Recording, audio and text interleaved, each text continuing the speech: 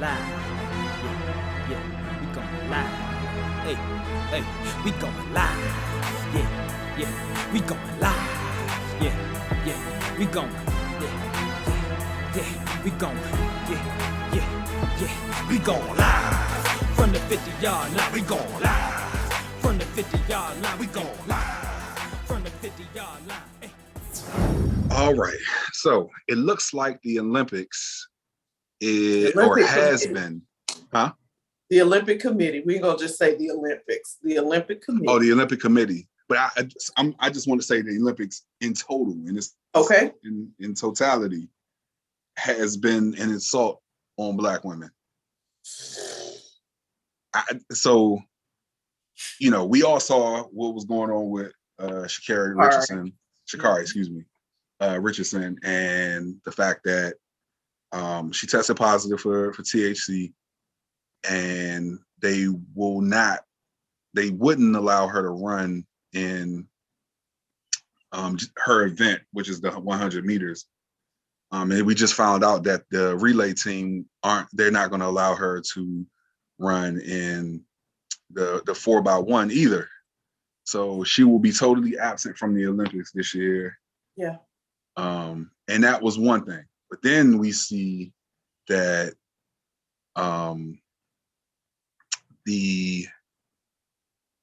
there is a company in Europe, in Great Britain, excuse me, who made swim caps for natural hair for Black women. The IOC wouldn't allow the swim cap to be used for swimmers because it said it didn't fit the shape of the head, which doesn't make sense at all, but okay. And what I will say is an update on that is they are actually about to retract that stance to allow those. They better. All hell about to break loose. They better. Oh yeah. No, they was catching it from all sides. Oh yeah, you better. Yeah. And then earlier, and we talked about this with Simone Biles some weeks ago, they are trying to change the way they score gymnastics because they feel like Simone Biles has an unfair advantage just because she's that much better than everybody. I don't know how that's unfair. Unfair would be if she was, say, taking a drug that was giving her an advantage, or that she had access to something that nobody else did. They all train together. They all in the same places. All the equipment, I don't care where you are in the world, the gymnastics equipment looks the same. They're not putting out special things for her when it's her turn. Where is unfair? I'm sorry. I'm just want to start with this. Where is unfair? The unfairness is that this Black girl is just too much better than the rest of the world. That was the nicer. I couldn't put it nicer. Oh no, I'm gonna put it there. The Black girl is just too much better than the rest of the world. I was about to take the other side of it about the other folks who can't compete, but I don't want to. No, but I mean, Simone Biles I don't know what else you can say. What else can you say? What else can you say? That these little white girls that they want to compete can't. I want to see. I was trying to stay away from that. Look, I'm gonna edit that out. I don't care what color they are, like, because there are people from all over the world in the Olympics. So we won't just say that they're just white girls. I know. But all of these people have the same opportunities afforded to them. So I really feel like this is what is unfair is to do this to her. Yeah. I'm sorry. That's what's unfair. Mm-hmm. So that one, I was boiling, but this whole, I'm happy to hear that they're changing the swim cap thing, because this is blatant racism. Oh yeah. Like the Simone Biles thing, we can take race out of it if we want to, right? And just say, because she's the best, y'all need to do this. Not the fact that we know that it's probably a little bit about her being not being Black, right? Right. But definitely with this one, I feel like it is, out of the three, this is the most blatant, right, blatantly racist thing, because for you to say she can't wear the type of swim cap that is going to be best for her hair texture, which is different than most of the people who are swimming, is discrimination. You are discriminating against the fact that she has a thicker, coarser hair texture and requires a different type of cap. So I'm glad that they're getting their stuff together to correct and rectify this, because that is blatant racism. And I don't know, I can't sugarcoat it. I can't find a way to make it work. You know me, I've been trying. No, that is blatant racism. So I am glad that they are working on this. Now for Sha'Carri.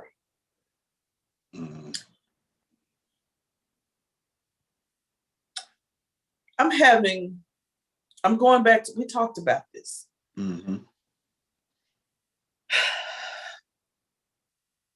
Michael Phelps. Right.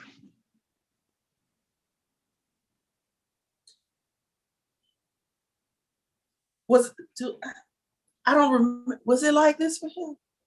Nah. Oh, okay, because I didn't think it was. I just needed to make sure. So what I'll say, and I guess you can weigh this the way you want. When Michael Phelps tested positive for marijuana, it was the off season. And so when he served his 30-day suspension, it was more so you won't be able to train during this time, even though they can't stop you from training, but you can't train with us. You can't be with here. Us. Right. So he did serve his 30 days. It didn't have this many stakes, you know. Yeah, I think the part that I mean about this, I know it was off season for him, but the part I guess I'm saying is, but the backlash. The backlash and the people who, because even though it happened in the off season, it happened. So they could have been the same way that they have been with Sha'Carri, right? And say, well, we're not going to give you the opportunity to participate at all. Right? But that's not what happened. So anyway, yeah, I don't know. I'm done. I'm trying to stay calm today because we got lots of these kind of stories and I don't want to get too hyped up. So I'm gonna be real chill. That's all I have to say. So I'm gonna leave that alone. What I think about it is I think that I think there's already an issue with the United States for the IOC. Because we know that this is political, right? As much as it is about, you know, as much as it's about the games and the competition and this and the third, it's also about politics. And so they already have an issue with the United States. And for the Black athletes who, and we can see the Black women athletes are, they out there, you know what I'm saying? I think this is a covert way to try to marginalize these Black women in the Olympics. But this is a small pot kind of spotlight on the misogyny of the world and the racism of the misogyny and racism that Black women face. This is a spotlight in one little small area to show how it really looks, especially in America, for an African American woman. Yeah. I mean, because even if you were to say, you know, you point to Sha'Carri Richardson and say, well, okay,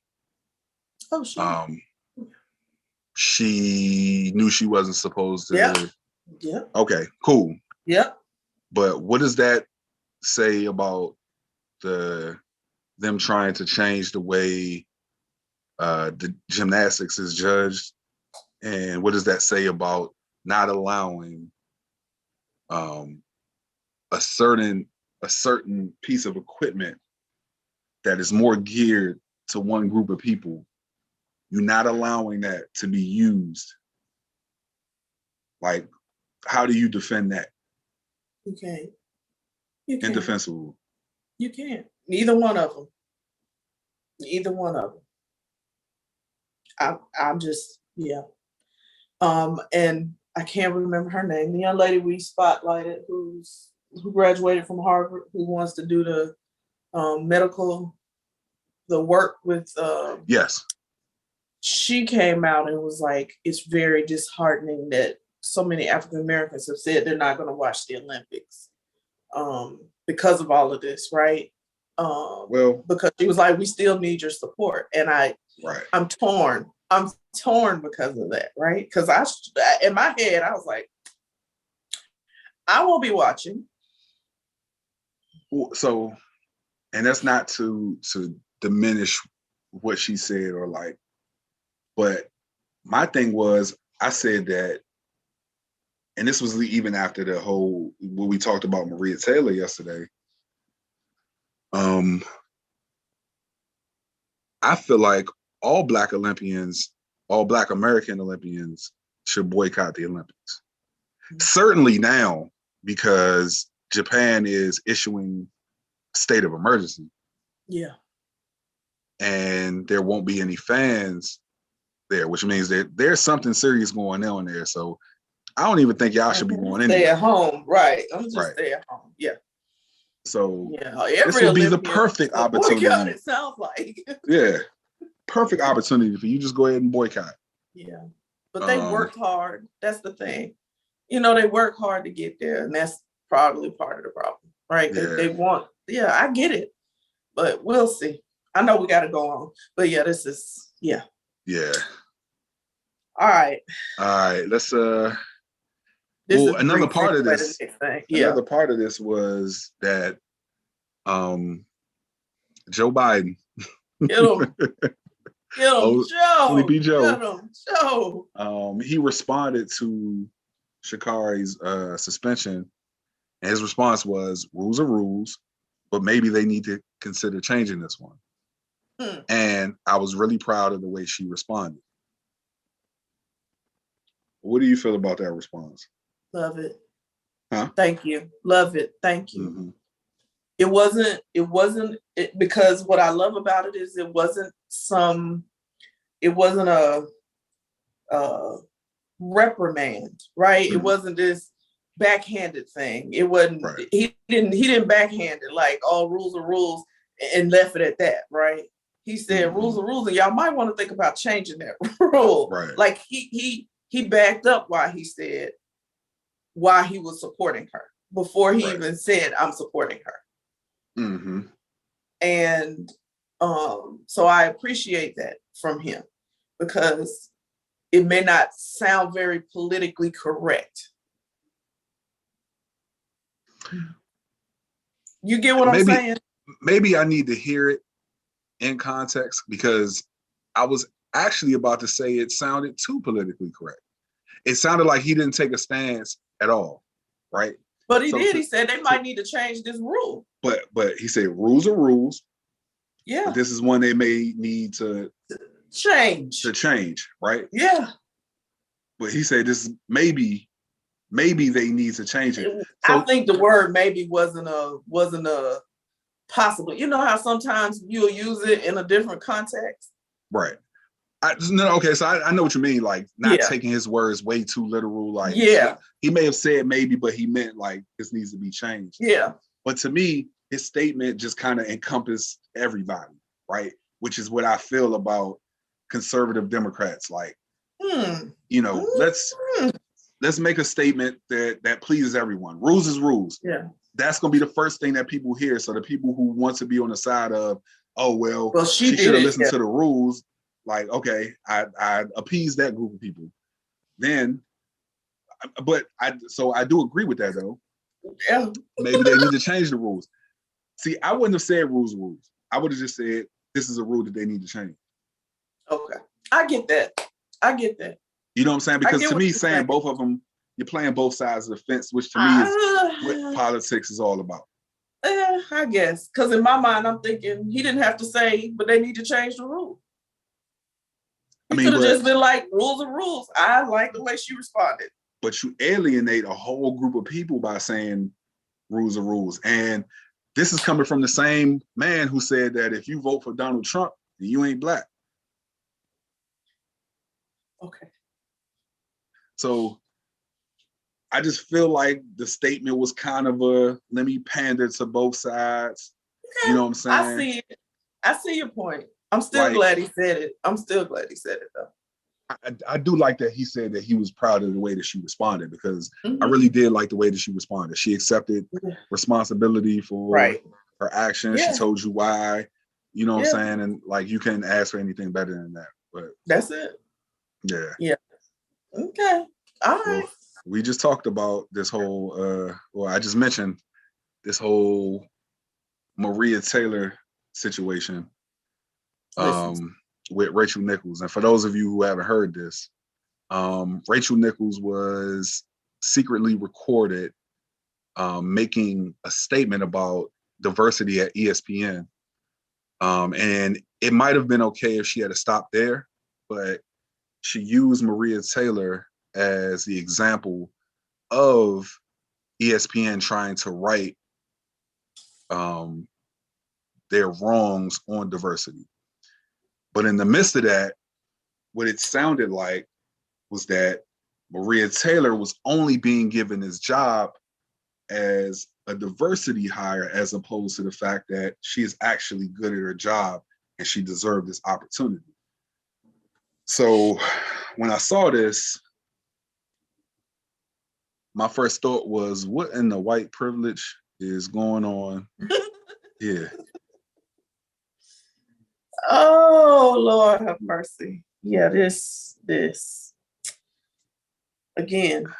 I got a lot to say about this topic, but the words are all over the place. So I'm gonna let you go, because this right here, I was disheartened, I would say. And for anybody who's white who listens to our show, it is these types of things that make us leery of sincerity and genuineness, right? Because I'm about to cry. It's just making me so mad. This young Black woman was not, if you know anything, you know she was not given anything. Exactly. And to throw out her talent and accomplishments and make this strictly about race for you, in order for you to feel good about the outcome, is disgusting. Yeah.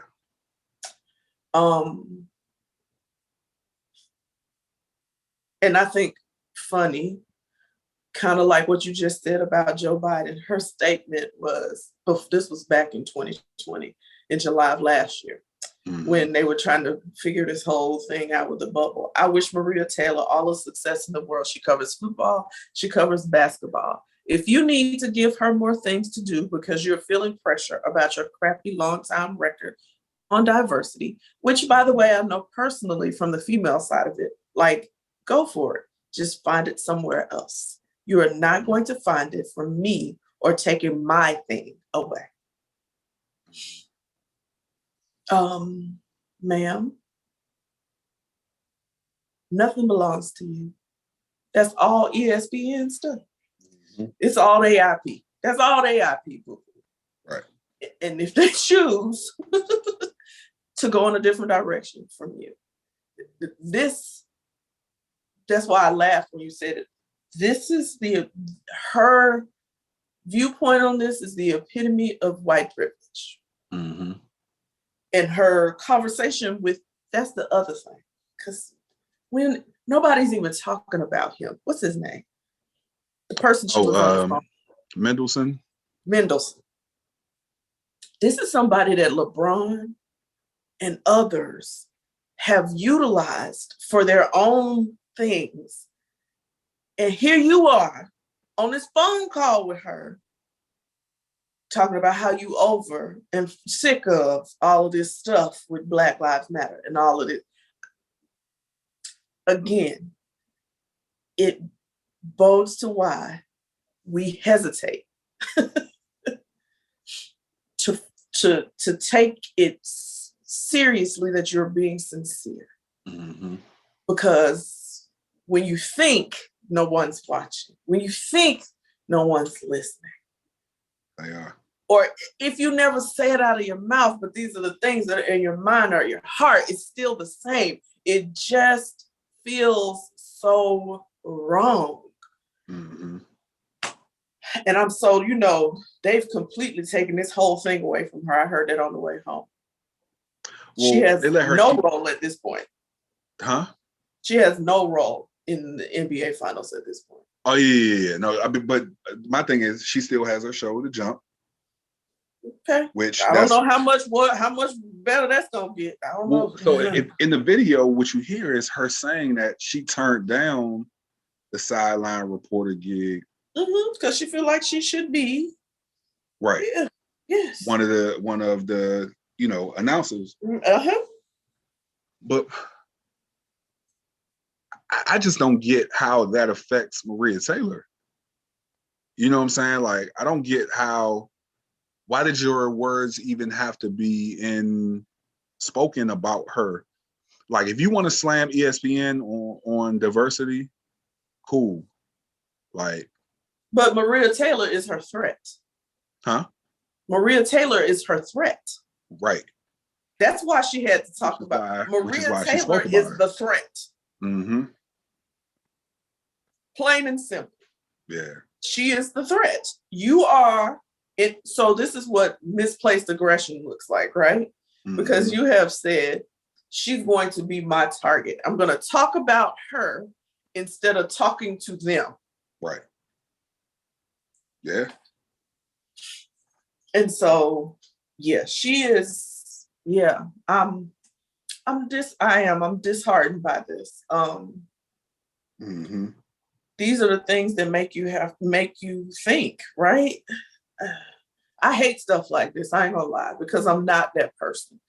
I'm not that person. And so to see and hear this kind of thing, it just takes me aback. And then I'm looking at everybody like, what you saying behind my back? Right. Or how you really feel. Like I go there because I'm not gonna lie. This is how it took me to that place where I'm like, I think it's a trigger for Black people. It is. You know what I'm saying? I think that's exactly the right way to put it, Jerry. Because it's like all last year, you hear your white allies saying, "Yo, I'm about to struggle. I'm about to cause." Right. You know what I'm saying? I see what's going on, and then you think to yourself like, "Okay, I don't want to be discriminated against for the color of my skin, and so I understand that someone who is not of my ethnic background, they don't want to be discriminated either." Exactly. So let me reach across the aisle. Let me allow them to understand, to help, to whatever. And then to hear something like this from somebody who she would consider herself an ally. Yeah. And it's like, you can be an ally until it hits home, hits a little closer to home, where somebody's supposedly in your mind coming for something that you have. And that's, like you said, that's where the white privilege comes into. Like, that's where it comes in. It's mine. Like, I'm entitled to this. Don't you can look, we'll give you this little over here, but don't come for mine. Because when you come for mine, then it's a problem. I think the most disheartening part about this is the Black people who came out so strongly in support of Rachel Nichols. And it wasn't just the fact that, like, it's one of those things where if somebody says something to get somebody who I know, and I say, okay, I know them, right? I know them, and let me, say how good of a person I think this person is. Mm-hmm. Jemele Hill had the perfect response. I may know her, and I may have never had a bad experience with her. That don't mean that what she said about Maria Taylor was right. No, that's right. And that's not something that you should be, beating a drum for. Yeah. Just be quiet. Here's my thing. If that's your friend or you feel some connection to her, mm-hmm. but if you speak out, it's going to be to the detriment of the other person, then just be quiet. Right. It's okay. You can have that opinion, but you don't have to share it with the world. Right. Because one somebody gonna be hurt by what you said. Right. And so, again, this goes back to my statement before. Black women, punching bag. Punching bag. Mm-hmm. For you to even, and I'm speaking specifically about the Black men that you mentioned, right? Yeah. That have come out on her side. Mm-hmm. I don't who, so you telling me that my white allies are not really my allies. And then my Black people that are supposed to be my brothers and sisters and that's supposed to be allies are not allies. So who the heck do we have? Mm-hmm. Well, so in fairness, right? And that I don't want to diminish those Black voices and those Black men who did come out in defense of Rachel Nichols, because I thought it was classless, and I thought it was, like you said, if even if you understand what Rachel Nichols was saying, and you know her personally, that wasn't the time to come out and say anything public. But on the other side of this, and I need for this to be mentioned, there were a lot of people, not even just Black men, Black women. There were a lot of people who came out in defense of Maria Taylor. Absolutely. I don't know if you saw Jalen Rose's daughter. Oh, his daughter laid into Rachel Nichols. Yeah. We talked yesterday about Adrian Wojnarowski. Yeah. About what he said, about what Adam Silver said, what Jalen Rose said, and what I don't want to get lost here is that the amount of support absolutely that Maria Taylor, had coming out from this thing, because there have been a lot of people who've given their who've given their opinion about the matter and who, spoken about it. And what tends to happen is those voices who are in opposition ring the loudest, and they drown out all of these other voices and all of this other support. And while that's unfortunate to hear somebody like Steven Jackson come out with the stance that he had, and Matt Barnes, I'm trying so hard not to call him the nickname that Kwame Brown is giving them. Okay, yeah, don't do that. Yeah, I'm not calling that. Don't do that. But because I'm still a fan of Matt Barnes and Steven Jackson, but I can acknowledge they are wrong. I don't ride so hard for anybody to where if they do something I don't think is right, then I'm just gonna say, well, I'm a fan of them, so they get a pass. Exactly what we just said. Mm-hmm. Even though you're a fan or you're a friend, mm-hmm. if they're wrong, they're wrong. They're wrong, right? Either you be quiet or you don't say, or you speak what's right. One of the two. But you don't. And this is not, just so people know, this is a racial issue because of the whole comments that were made on on Rachel Nichols' side, right? Right. That made it about race. But the outrage is not about the race part, in my opinion. It is about the disrespect of another journalist, right, your colleague, and her work that she's put in to be where she is. Because I mean, you see it. And I feel like this was time because, not Rachel Nichols, excuse me. Maria Taylor's contract is coming up soon. Yeah. And she felt like, they reported that she felt like she was lowballed. Yeah. I don't think that she actually said that. Yeah. But they reported that. And then this comes out. Right. And so it's kind of like the fact that that was taped over a year ago. Yeah. And that is just coming out now during Maria Taylor's contract time is very suspicious. Yeah. Well, I'm gonna just say this. I want us as a race of human beings to do better. Yeah. That's all I want us to do better because I am probably such a hopeless optimist that if we could just get beyond this made up thing of race, that we could be better. We could be better. And it just disgusts me. I love everybody and I truly do. And it just disgusts me that, and I'm not a fake person. Yeah. And so that I think boils me in it more than anything. Don't be fake. If you don't like me because of skin color, my skin, just say that. Right.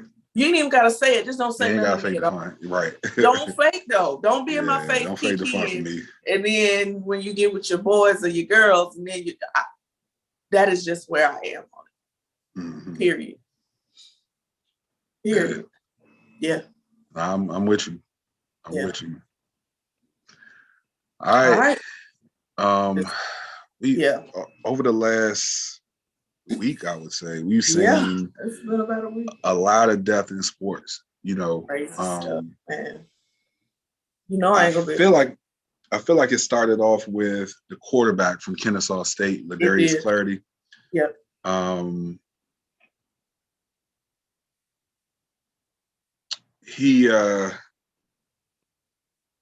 He was shot and killed in Pensacola, Florida, in his hometown. But he was a Kennesaw State quarterback.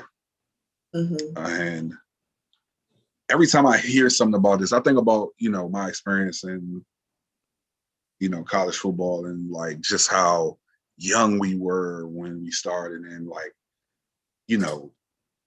none of us are going to school expecting to come home and have something like this happen, right? No. And I think I told this story before. I'm sorry, guys. I know I always interject a little bit of my personal life into this. But there was the summer of 2003. Shout out to all of my friends. We were all up at the basketball court at Rudolph Elementary. And we had all made the decision that we want to go to the club that night. Now, at this point, 2003, I was 19 years old, right? So I'm home for the summer, and I say home because I'm in my neighborhood, but I went to Howard University. When were you not at home? But okay. I was at Howard University, so I'm right down the street from home. Yeah. But I was in my neighborhood, and we were at the basketball court playing basketball, and it's like 7:45, almost 8 o'clock. We, it was like, oh, let's go to the club. Yeah. So me and two of my friends who was at the basketball court with me, we were walking to the house. I was going to go take a shower and get ready. As we were walking, a car pulls up to us, speeding, stops right where we are, and two dudes jump out the car. The guy in the driver's seat, he walks around to me. The guy in the passenger seat, he walks around to one of my friends. And before I really knew exactly what was going on, I had a gun to my head, right? And so in that moment, it's like, your whole life flashing before your eyes. Like when people say that, like that's real. No, it really like, everything is. you did, like, oh head, man, like, okay. Yeah, I've had one to my head. I get it. Yeah, so it shocked me. And my first thing after that happened, one, I was upset after being scared, I was frustrated. Right. Like I got robbed in my neighborhood. Like I'm supposed to take solace in my neighborhood. And I didn't want to be one of those guys where it's like, okay, you done went to school, you done, became this football player in college. Oh, okay. What? No, go ahead. All right. Don't get brand new and not come around here and show us love. So, but after that, like I didn't know who I could trust, and I was like, you know what, I'm not going around my neighborhood anymore. Mm-hmm. And I stayed away. Like in the summers. After that, I want to say like that next summer, my parents moved to Upper Marlboro in Maryland, and I would rarely go around my neighborhood that I grew up in. And stories like this are why. Yeah, it's almost like the drug addict or alcoholic. Like they tell them not to go back to the people who were, because sometimes they want to bring you back down, or they want to, like, there's a $10,000 reward out for information because they just found him in his car dead. Like, so they have no clue as to what happened. And so it was more than 50 shots. That feels at his personal. Car. Yeah. That feels personal. Like that's not you know what I mean? Like that's a passionate thing. Like they call it crime of passion. You making sure that I just feel bad for the young that his life was just starting. He had just and they talk about how what a good dude and great teammate he was. So sad. But he's not the only one. It was in the span of a week that all of this craziness happened. Then the next one. The next one, I believe, was the at the golf course. It was at a golf course before the golf. It was the golf course because the goalies was on Monday. I believe. 4th of July. No, it was 4th of July. It was on Sunday. Yep. The golf course was when? Was that Saturday? Saturday. Yeah. So at the golf course, pro golfer Gene Siller, and what they say is that he had witnessed a murder of the other 2 people who they had found in the truck, which was the reason why he was the target. He ended up just being in the wrong place at the wrong time, which was, I mean, just hearing that, one, because it's right up the street from where I am. I was gonna say it's right up the street from you. Yeah, right there in Cobb County. Yeah. And so, seeing and hearing this was just like, oh, like we got some more mafia stuff. That's some more mafia stuff. Like on a golf course. Right. We on some mafia stuff around here. Yeah. Yeah. So yeah. So God rest their souls. Yeah. The last one, like we said, was the NHL goalie, Matisse Kivlenieks. I think that's it. I'm not gonna say it. So yeah. But he was a goalie for the Columbus Blue Jackets, excuse me. And he was at a party at his coach's house, sitting in a hot tub with some of his friends when they were lighting fireworks, and a mortar-style firework, while it was being lit, ended up tilting and shooting towards the hot tub that they were in.